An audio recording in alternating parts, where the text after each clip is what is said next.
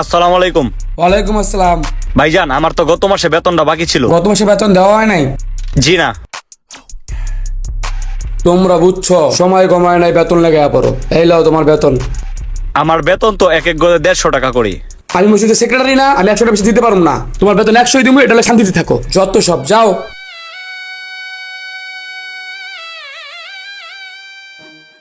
আর এখন আপনিই বলেন, এই টাকা দিয়ে কেমন চলতে পারি? আর আপনার কথা না হয় বাদ দিলাম, সভাপতি সাহেব, আমি আপনার বাসায় গেলাম, আপনি আমাকে কি বললেন? আসসালামু আলাইকুম। ওয়ালাইকুম আসসালাম। কামাল সাহেব, আমি তো আপনাদের মসজিদে আসছি অনেক দিন হয়েছে, তো গত 3 মাসের বেতন আমি পাই নাই। আমাকে যদি বেতনটা দিতেন তাহলে আমার জন্য একটু ভালো হইতো।